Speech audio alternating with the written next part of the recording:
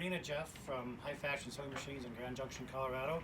I've been selling a lot of the Handi quilters since this COVID, and they're having some issues on getting the tension correct. So I'm going to go through a quick, easy way to make sure your tensions are correct on Handi quilters or baby lock mid-arm machines. So first off, we're going to start with the bobbin. You're going to wind the bobbin and get it pretty much full. You always want to start with the full bobbin. And I highly do not recommend paper bobbins. The inside of these bobbin case has special spring brake. The bobbin and the paper bobbins do not work correctly with it, so spend the time, properly wind your bobbins on the Handi quilter metal bobbins. They're called easy wind bobbins, and always just have plenty of stock of those. So when we put the bobbin in the bobbin case, you want to have the thread coming off the top to the right, thumb it a little bit, get underneath that tension spring. When you turn it, it has to turn clockwise. If it turns counterclockwise, take the bobbin out, flip it around. Now, this is what they call the drop test. Hold it like a pancake on your hand with the latch up. Pull on the thread. It should stand up, and you can see the bobbin spin as I'm pulling the thread.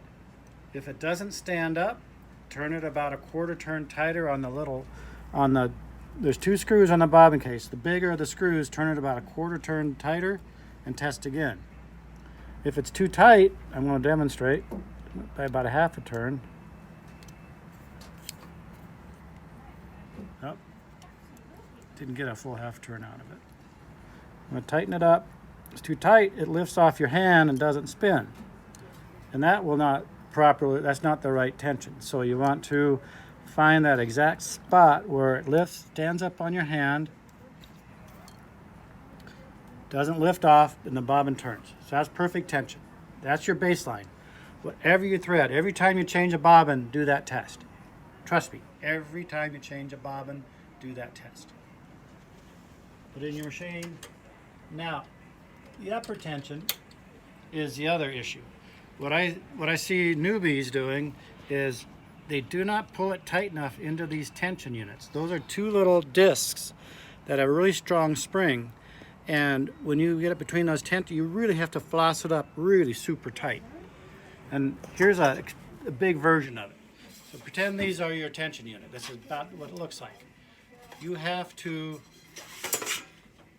and they're closed with this heavy spring. So you have to force that thread in there by flossing it in all the way. It's got to get all the way to the center post. If it doesn't get all the way to the center post and the thread lays out here and you can't really see it, it doesn't matter how tight. I just had a customer say, I've tightened my tension unit all the way down to max out and I still can't get any tension. That's because this thread is outside the tension. There is a possibility she has debris inside her tension disc, but that's really rare. So you got to make sure that thread gets between the tension discs. So I'm going to undo it around this stirrup here. Take it out of the check spring. All right. So I've threaded this far. I come here and I really floss it in between there. Come around that. Take it away from there. Catch the check spring. Oh, can't see. See that check spring bouncing up and down? Now, I can tell right away I'm pulling on this thread and it comes through really easily. So if I want to test, whenever I'm adjusting my tension, I do at least a turn and a half at a time.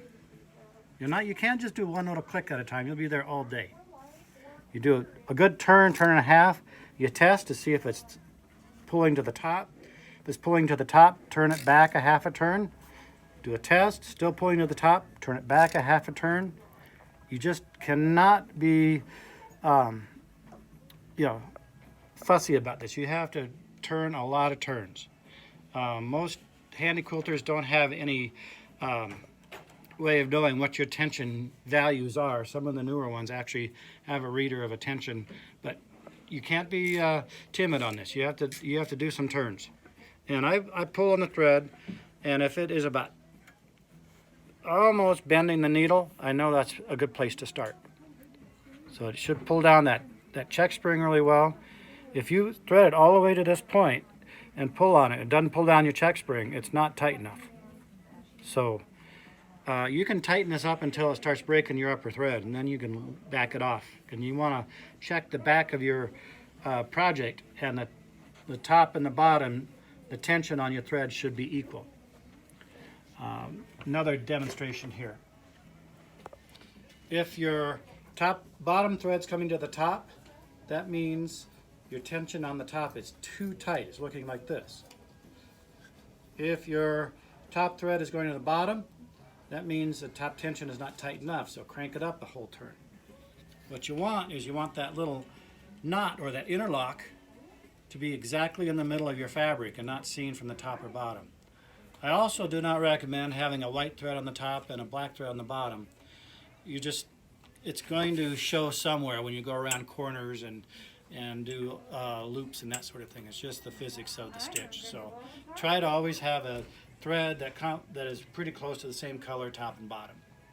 So I hope that gets you through your tensions with the Handi Quilter or Baby Lock, any mid-arm machine that has lower bobbin system. Do the drop test, then make sure you're in the tension units, and you should have a good stitch after you test. Thanks, Jeff from High Fashion. Remember to subscribe. Happy sewing. Bye.